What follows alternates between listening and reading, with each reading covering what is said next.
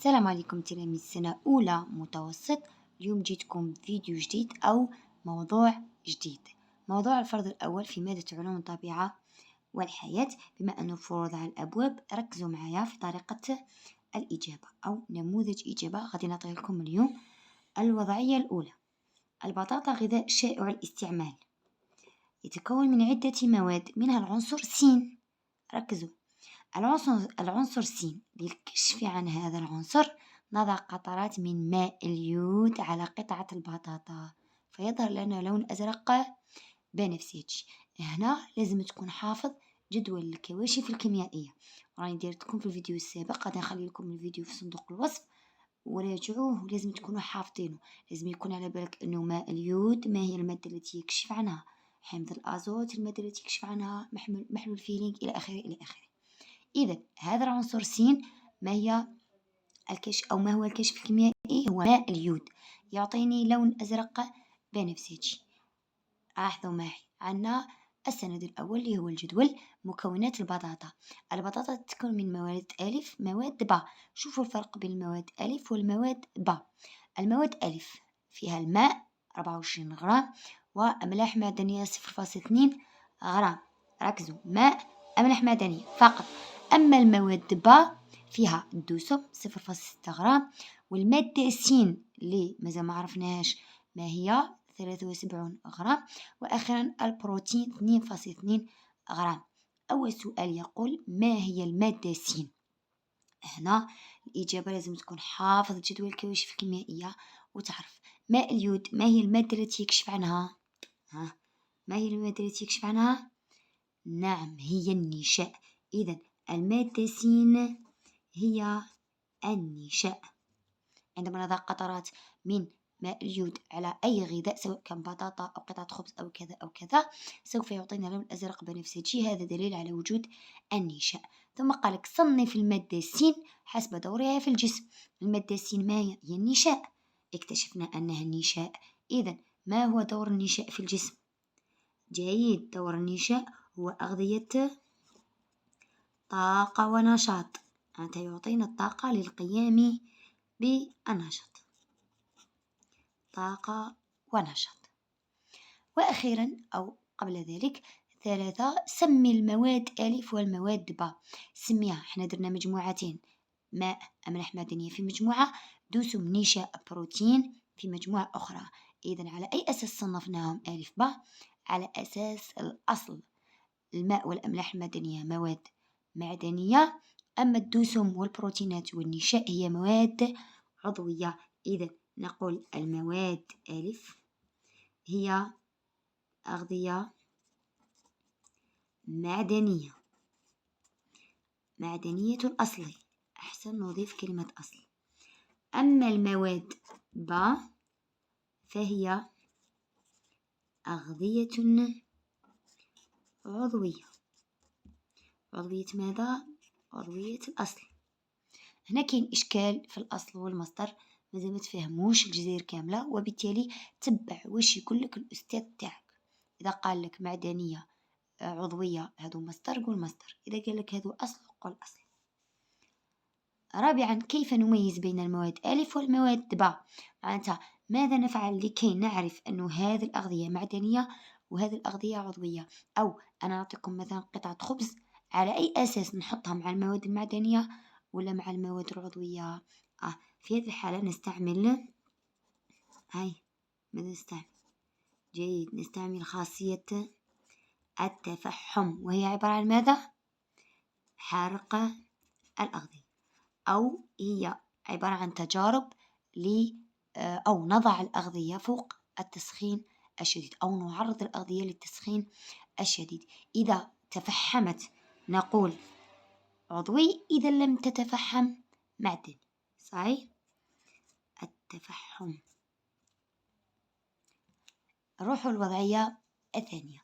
يتناول الإنسان يوميا الغذاء لتلبية مختلف حاجيات جسمه. أول سؤال، عرف الراتب الغذائي. قلت شحال من مرة تحفظ التعريف، لكن ماشي كلمة بكلمة، ممكن تكون فاهمه وتعبر عليه بطريقتك الخاصة. الراتب الغذائي هو كمية ماذا؟ الأغذية اللازمة. لازمة لماذا؟ لتلبية حاجات جسم شخص ما خلال 24 ساعة. معناتها ليست فقط وجبة الغداء أو وجبة العشاء، وإنما هي جميع هذه الوجبات طيلة 24 ساعة أو طوال اليوم. سؤال ثاني: حدد نوع الراتب الغذائي الواجب تناوله عند كل فرد من الأفراد التالية. الراتب الغذائي يختلف من شخص إلى آخر حسب حالة أو حسب عدة عوامل. امرأة حامل، ما هو الراتب المناسب لها؟ هذا راتب خاص يسمى راتب الإنتاج. عامل نظافة، بما أنه عامل مباشرة لا يهمني عامل نظافة أو عامل في بنك أو عامل في مدرسة أو عامل في أي عامل، نقول راتب النشاط لأنه يقوم بنشاط مكثف. شخص بالغ في حالة راحة، معناتها شخص كبير في نفس الوقت لا يقوم بأي مجهود، إذا نقول راتب الصيانة. راتب الصيانة لجميع الأشخاص في حالة راحة. امرأة بالغة في حالة راحة، شخص متقاعد، شخص معاق مثلا لا يستطيع الحركة، شخص نائم، المهم لا يقوم بأي جهد. تلميذ يدرس سنة أولى متوسط. سنة أولى متوسط العمر تاعو يكون 10 سنوات 11 سنة، إذا مازال في مرحلة الطفولة، إذا مرحلة النمو نقول راتب النمو. صحيح، هذا هما الرواتب الغذائية. الآن ننتقل إلى الوضعية الإدماجية. بشرى تلميذة عمرها 15 سنة تهمل وجباتها الغذائية ولا تتناول فطور الصباح، رغم أن والدتها تحذرها من هذا السلوك الغذائي. بعد أشهر أصبحت بشرى نحيفة مصفرة وشاحبة الوجه، قليلة النشاط الحركي والفكري، كما تعاني من صداع متكرر.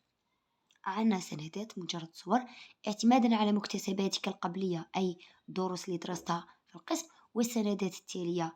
هذا تقولوا فقرة أو تمهيد، احنا نقول سياق.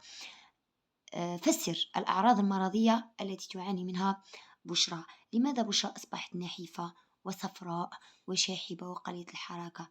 لأنها لماذا؟ مباشرة نخرج السلوك السلبي الذي قامت به بشرى، وهو أنها تهمل وجباتها ولا تتناول فطور الصباح. لأنها تهمل، مكاش حاجة تجيبها من راسك، روح مباشرة للسياق وخرج منه المعلومات. لأنها تهمل وجباتها الغذائية، مثلا نهار ما تفطرش، ما تتعشاش، كل مرة وكيفاش، ولا تتناول فطور الصباح. وفطور الصباح مثلا لا تشرب لا حليب ولا قهوة، مباشرة تنهض من فراشها إلى المدرسة أو إلى اللعب إلى آخره. 2. اقترح نصائح لبشرى للوقاية من هذه الأعراض. هذه الأعراض التي حدثت لبشرى سوف تؤثر عليها سلبا. هنا بشرى ما غادي تلعب، ما غادي تروح تقرأ، ما غادي تتحرك، وبالتالي لازم تبرى. باش أول شيء نعالجها أو للوقاية من هذه الأمراض ماذا نفعل؟ دائما أنت كتلميذ صغير اعكس عندك السلوكيات السلبية اللي قامت بها واعكسها. أولا نقول يجب ألا تهمل وجباتها الغذائية، يجب أن تتناول فطور الصباح، أو بطريقة أخرى يجب أن يكون الراتب الغذائي منتظما. ما معنى منتظم؟ معناتها وقت الفطور فطور، وقت الغداء غدا، وقت العشاء عشاء، ما تهمل حتى وجبة. بين قوسين لا تهمل وجباتها خاصة أهم هذه الوجبات وهو فطور الصباح. نقطة، انتهى. هذه النصائح اللي نقدر نمدها لبشرى. وهنا انت كتلميذ صغير كل شيء غادي تلقاه في السياق، إضافة إلى معلومات ديتها من الدرس اللي قريته في المؤسسة. الآن ما عليا غير نقولكم ربي ينجحكم وحضروا نفوسكم مليح مليح للفروض والاختبارات. أنا غادي ديما نكون معاكم نحل لكم مواضيع كثيرة بشدوا أفكار لجميع الدروس وتحاولوا تتعلموا طريقة الإجابة. ما تنسوش الاشتراك في القناة وتفعيل زر الجرس لكي يصلكم كل جديد، واللايك والتعليق. والسلام عليكم.